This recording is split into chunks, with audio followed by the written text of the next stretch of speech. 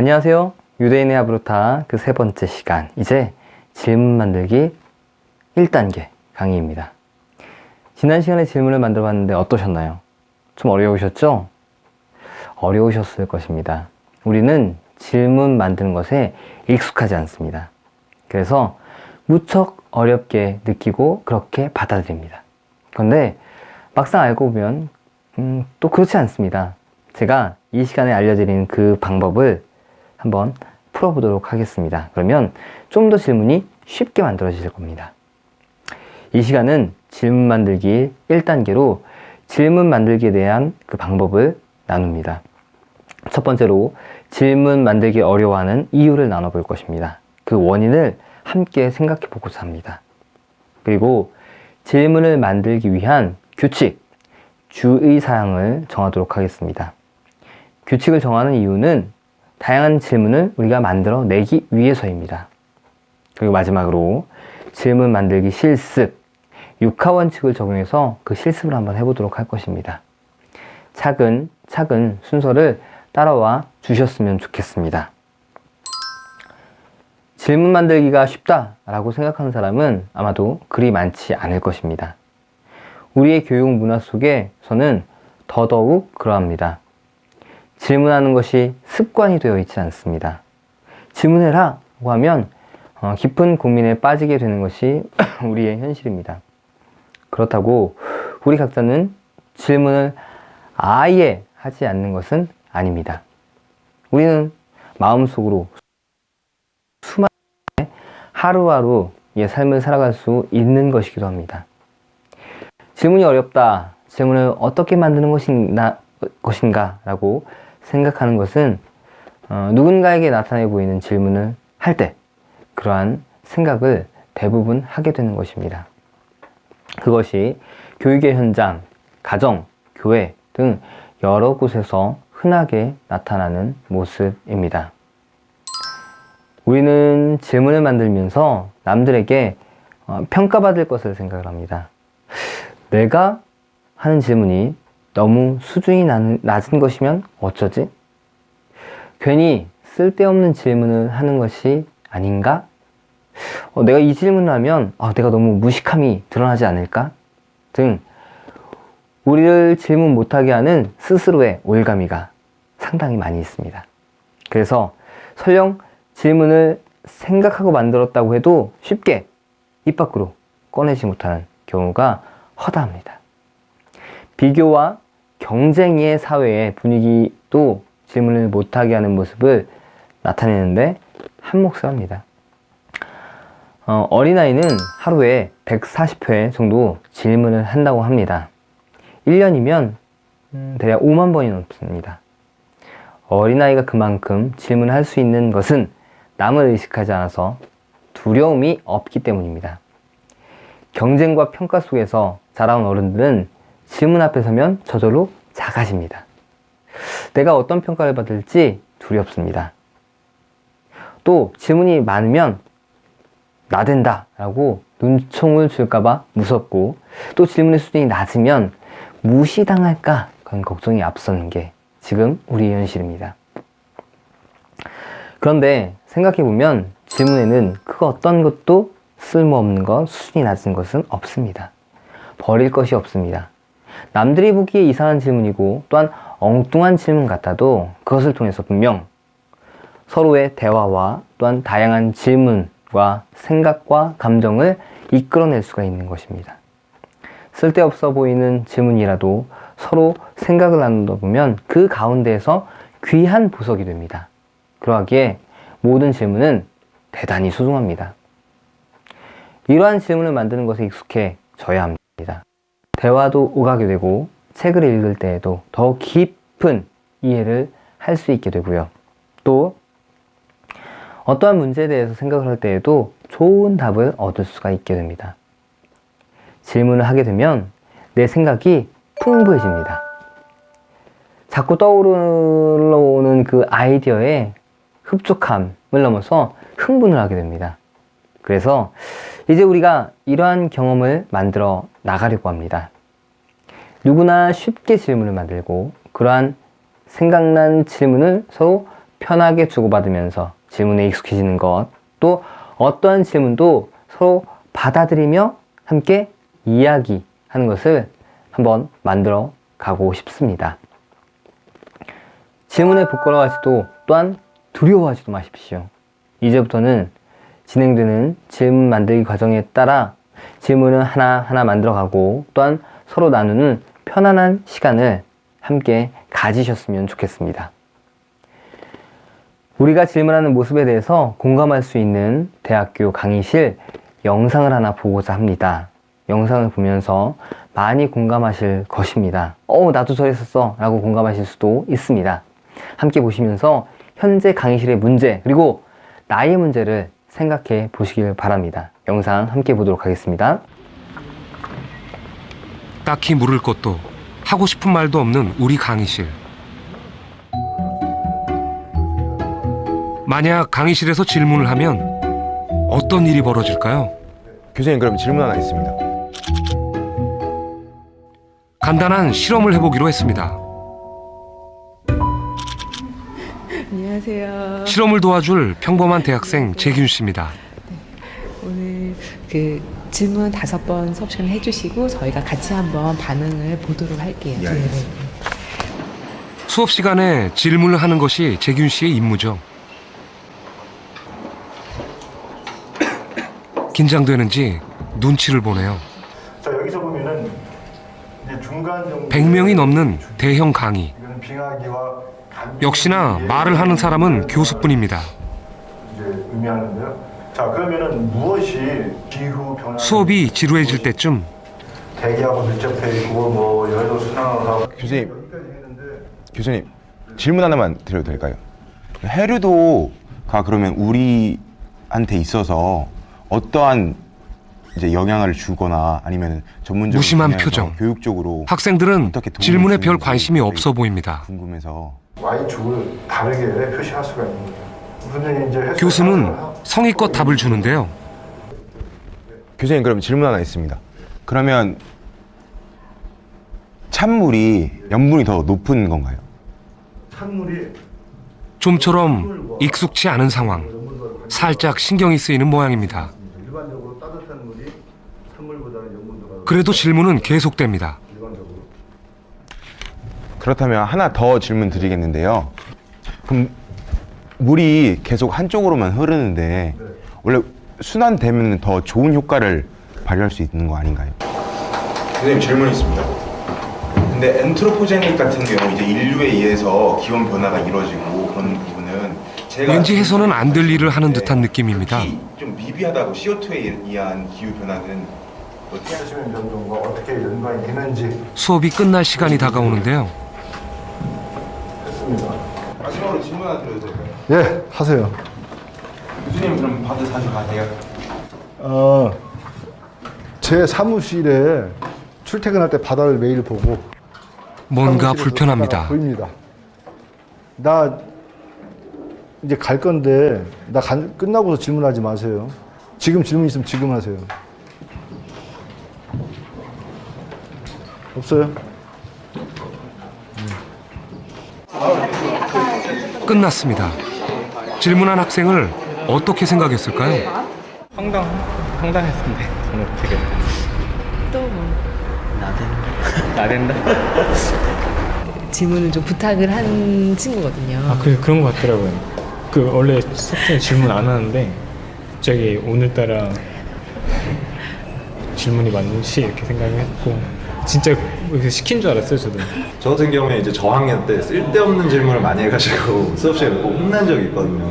그 다음부터는 이제 약간 수업에 좀만 방해가 된다 싶으면은 이제 그 웬만하면 질문을 좀 자제하는 편이 됐고요. 일단 어색했어요. 저도 이렇게 질문을 많이 하는 편이 아닌데 어색했고, 그리고 너무 많이 하다 보니까 이제 좀 뒤통수가 좀 따갑기도 하고.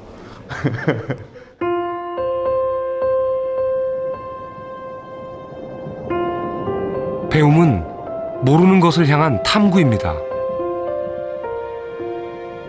질문과 대답은 나의 생각을 키우는 말들이죠. 그런데 우리는 언제부턴가 생각하는 말들을 잃어버렸습니다.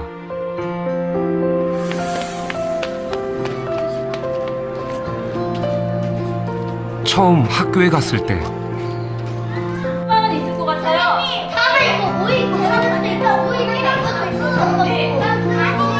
그땐 하루에도 몇 번씩 손을 들어 묻고 대답했죠. 세상은 신기하고 궁금한 거 투성이었습니다. 뭐 책에 거기에 이상한 모델만 나오는데 여기 밑에다가 써서 알려주는 것도 있는데 모르는 많이 공감되는 부분이 분명히 있으셨죠? 이 영상을 통해서 느끼신 것은 무엇입니까?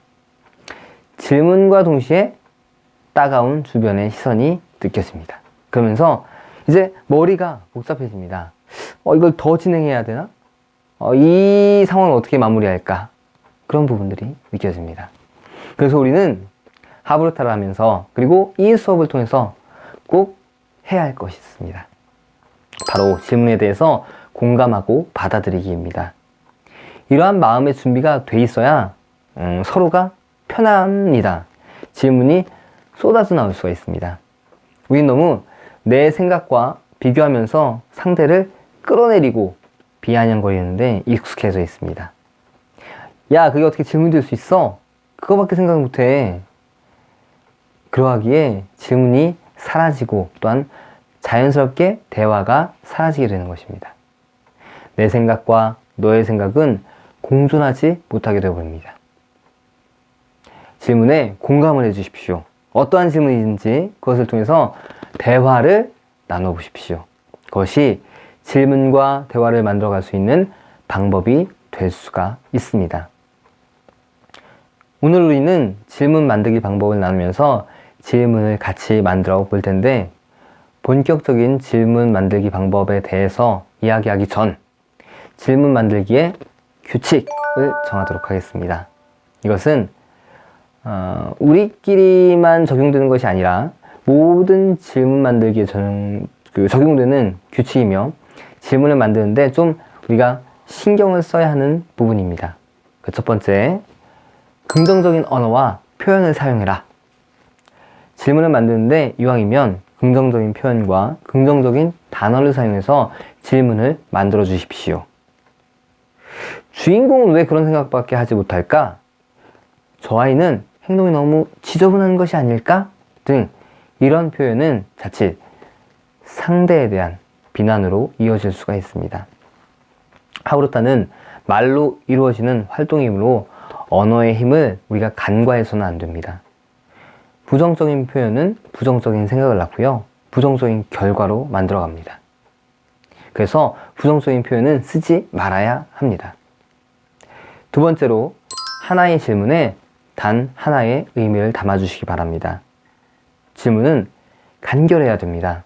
간결하다는 것은요, 질문에 하나의 명확한 생각이 담긴다는 것을 의미합니다. 여러 가지 의미가 섞여 있는 질문은 질문하는 이의 생각이 정리되지 않았다는 것을 나타내 주고요. 또한 듣는 이는 그 대답을 여러 가지로 생각을 해야 되기 때문에 좋은 대답, 그리고 명확한 대답을 할 수가 없습니다. 너는 오늘 어디를 갔고 거기서 무엇을 했고 어떤 것을 느꼈어? 라고 질문을 받았다고 생각해 보세요. 어떠세요? 너무 길고 복잡하죠? 이 질문은 다음과 같이 바꾸면 좋습니다. 너는 오늘 어디를 갔어? 하나. 너는 거기서 무엇을 했어? 둘. 너는 가서 어떤 것을 느꼈어? 셋. 이렇게 바꾸면 좋습니다. 어떠세요? 각 질문에 대한 이해가 명확하게 되고 대답도 간단하고 명확하게 할 수 있겠죠? 질문은 하는 사람과 대답하는 사람이 쉽게 그리고 이해 가능하도록 하나의 의미를 담는 것이 좋습니다. 세 번째로 질문은 완성된 물음표 문장으로 만들어라. 질문은 하나의 완성된 의문형 문장으로 만들어야 합니다. 질문이 먼저이고 그 질문에 부차적인 설명이 그 다음에 붙어야 됩니다. 질문을 했는데 왜 질문을 만들었는지 그 이유를 질문 앞 혹은 뒤에 길게 늘어뜨리면 질문자의 그 질문을 놓칠 수가 있습니다. 잘 이해하지 못하거나 무슨 질문을 했는지 질문자 본인도 그리고 듣는 이도 잊어버리고 파악하지 못하기 십상입니다. 두 질문을 비교해 보십시오. 첫 번째, 오늘 무엇을 먹었습니까? 두 번째, 오늘 당신은 3끼 식사를 하셨을 것인데 그 식사를 맛있게 하셨으리라 생각합니다. 그 맛있는 식사는 가족이 함께하는 식사였다고 했는데 그 식사에서의 메뉴가 무엇인지 궁금합니다. 어떤 맛있는 메뉴를 가족과 함께 먹어야 하는지 알게 된다면 저도 참고해서 그 메뉴를 선택할 수 있기 때문입니다. 자, 이 두 질문입니다. 어떻습니까? 어느 쪽이 더 명확하게 질문을 이해할 수가 있었나요? 바로 첫 번째입니다. 간결한 문장, 물음표가 찍혀있는 문장이어야지 더 정확하고 명확한 질문으로 인식을 하고요, 전달을 할 수 있게 됩니다. 궁금합니다, 알고 싶습니다 등의 평서문은 그 말하는 사람의 문장의 내용을 객관적으로 진술하는 문장이 될 뿐입니다. 이런 평서문으로 문장의 끝을 끝내지 마시기를 바랍니다. 네 번째로, 질문은 열린 질문으로 만들어야 됩니다. 질문에는 열린 질문과 또한 닫힌 질문이 있습니다. 열린 질문은요, 그 질문을 통해서 다른 생각들을 하나, 둘 꺼낼 수 있는 질문이에요. 반면 닫힌 질문은 예, 아니요 라고 대답하게 되거나 답이 정해져 있는 질문이 바로 닫혀있는 질문이 됩니다. 하나의 예를 들어보겠습니다. 어떤 사람이 여행을 하고 있었습니다. 아주 오랫동안 여행을 했기 때문에 이제 그 사람에게 남은 것이라고는 나귀 1마리와 개 1마리, 그리고 조그마한 등잔 하나 뿐이었어요. 자, 이 글에서 이제 열린 질문은 어떤 것이 될 수 있을까요? 그 질문 한번 만들어 보도록 하겠습니다.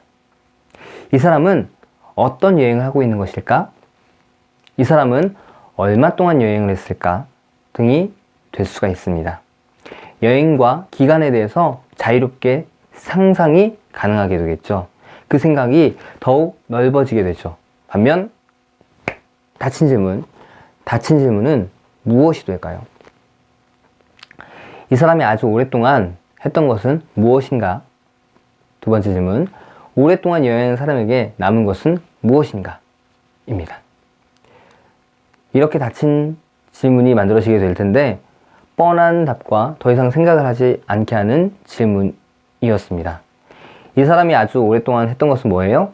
여행이었습니다. 그리고 오랫동안 여행한 사람에게 남은 것은 무엇이었나요? 나귀 1마리, 그리고 개 1마리였습니다. 어때요? 정답이 딱 나와 있죠? 이런 닫힌 질문은 우리는 피해야 합니다.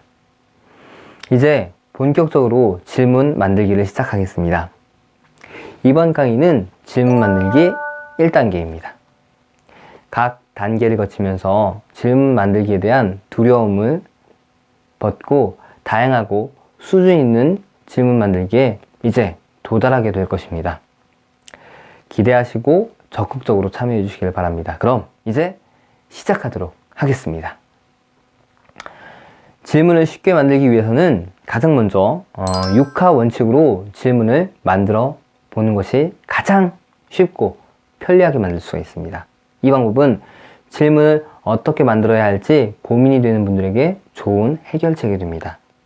누가, 언제, 어디서, 무엇을, 어떻게, 그리고 왜 라는 6하 원칙을 주어진 텍스트를 활용해서 질문을 만들어 나가게 되면 질문을 만들고자 할 때 그 당혹감과 막연함이 사라집니다. 천천히 6하 원칙을 대입해 질문을 만들면 주어진 텍스트에 대한 다양한 질문을 만들어 갈 수가 있습니다. 그래서 오늘은 이 6하 원칙을 이용해서 질문 만들기 실습을 해보도록 하겠습니다. 얼마나 질문이 어렵지 않게 그리고 쉽게 만들어지는지 한번 경험해 보시기를 바랍니다. 나는 너무 어려웠어 질문이, 그런 분들에게 이 방법을 추천합니다. 이제 주어진 본문으로 질문 만들기 실습하겠습니다. 그런데 지금은 앞에서 말씀드린 질문의 규칙, 주의사항이 있었죠? 4가지. 중에서 네 번째로 말씀드린 열린 질문을 만들려고 했던 규칙은 적용하지 않겠습니다. 즉, 본문에 답이 나오고 뻔한 답이라고 해도 일단 우선 육하 원칙을 적용해서 한번 만들어 보도록 하겠습니다. 이것은 많은 질문을 만들기 위한 실습을 하기 위해서 그렇게 그 내용을 살짝 바꾼 것이니까 그렇게 이해해 주시고요. 우선 질문을 많이 만들어 봐야 질문에 대한 두려움이 사라집니다. 그리고 그 후에 질문에 대해서 생각해 보면 이건 열린 질문이었어, 이건 닫힌 질문이었어 라고 구분이 되어지기 때문에 그 후에 이제 한번 생각해 보도록 하고요. 그 단계를 또 넘어서 수준 높은 질문으로 이어지는 모습이 될 수 있으니까 이번에는 이제 그건 상관없이 질문을 만들어 가도록 하겠습니다. 질문은 또 그 다음 강좌에서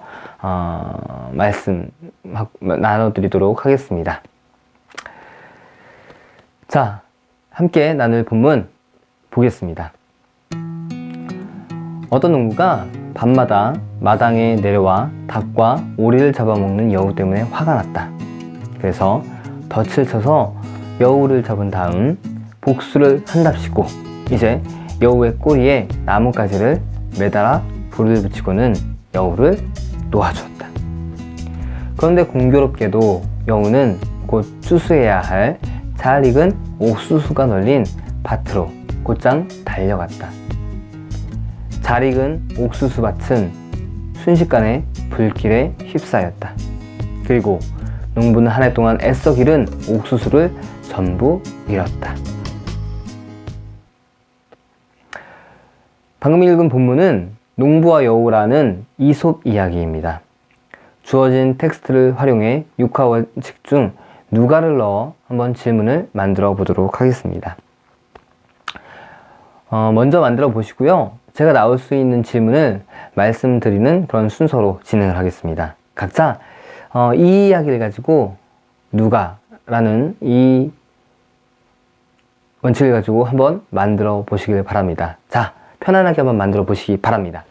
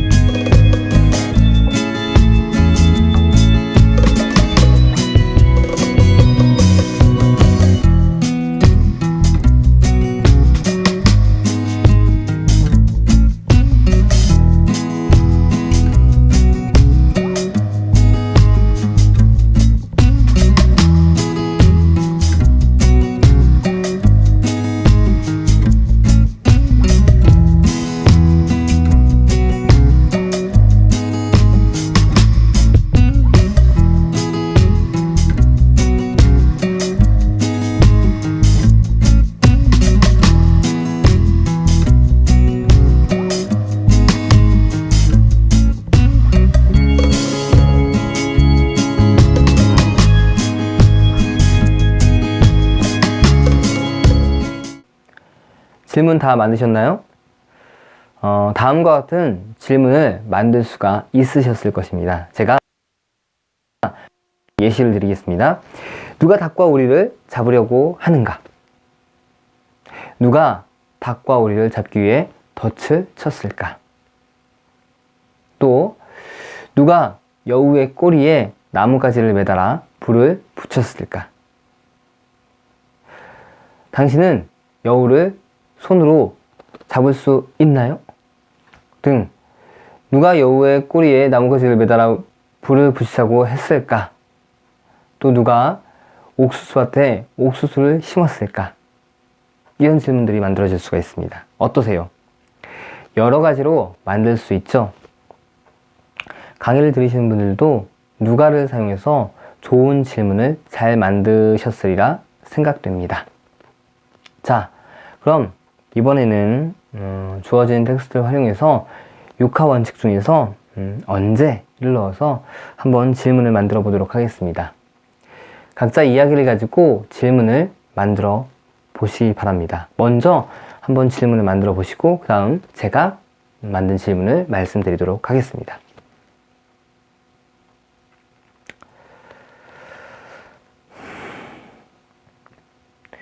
질문 다 만드셨죠? 다음과 같은 질문을 만들 수 있으셨을 것입니다. 제가 만든 것을 말씀드리겠습니다. 언제 농부는 화가 났던 것일까? 농부는 언제 덫을 쳤을까? 농부는 언제 복수에 대한 생각을 했을까? 여우는 언제 농부의 집 마당에 내려왔나? 옥수수가 익어가던 시기가 언제인가? 옥수수는 언제 심었을까? 옥수수를 언제쯤 수확하려고 했을까? 옥수수를 심은 밭은 언제 개간을 했을까? 어떠신가요? 조금 질문이 만들어지기 시작하시나요? 아직 어려우실 수도 있습니다. 어쨌든 계속 반복을 하셔야만 합니다. 잘 따라오시기 바랍니다.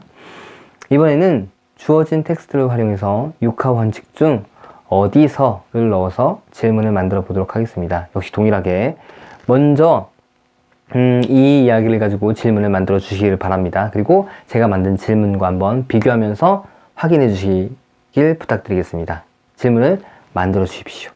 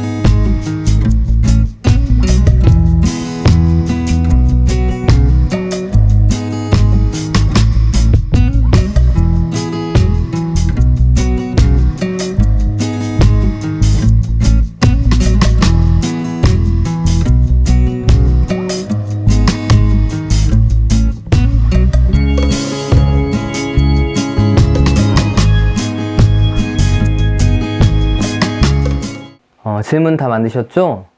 자, 다음과 같은 질문이 만들어질 수 있으셨을 것입니다. 농부마당 어디에 닭과 오리가 있었을까? 여우는 닭과 오리를 잡아 어디로 갔을까? 농부는 어디에 덫을 쳤을까? 그 다음 이렇게 모두가 어디서를 사용해서 좋은 질문을 잘 만드셨으리라 생각됩니다. 자, 이번에는 주어진 텍스트를 활용해서 육하원칙 중 무엇을 넣어서 이제 질문을 만들어 보도록 하겠습니다. 각자 이야기를 가지고 질문을 만들어 주시기를 바랍니다.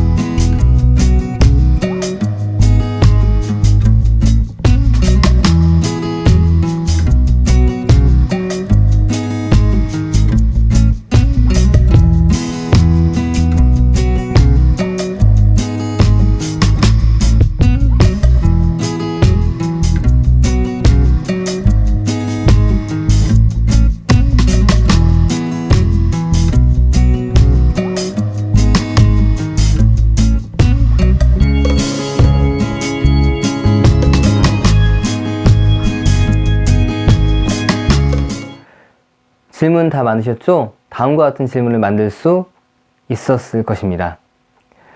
여우는 무엇을 잡아갔는가? 농부는 여우를 잡기 위해 무엇을 놓았는가?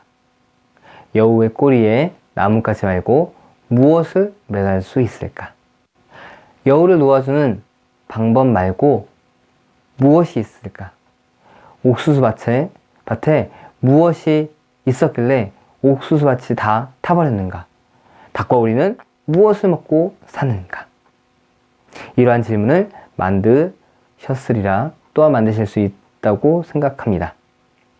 모두가 무엇이라는 것을 사용해서 이렇게 좋은 질문을 잘 만드셨습니다.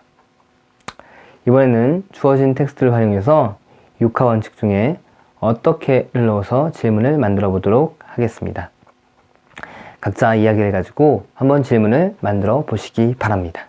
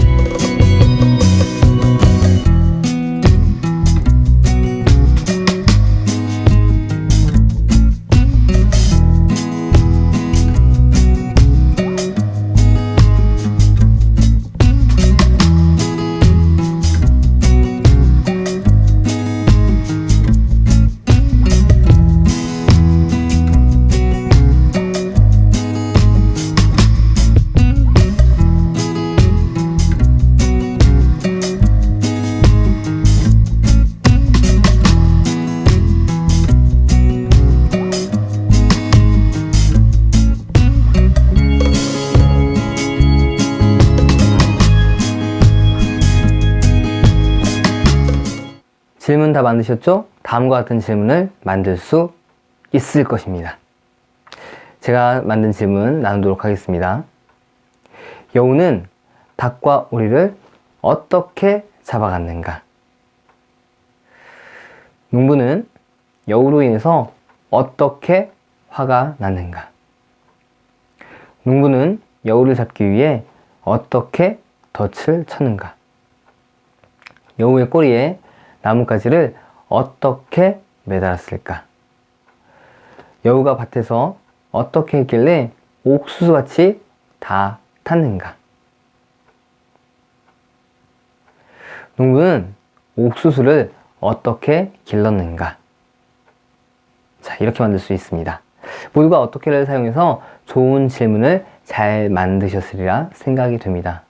자, 이번에는 주어진 텍스트를 활용해서 육하원칙 중에 왜를 넣어서 질문을 만들어 보도록 하겠습니다.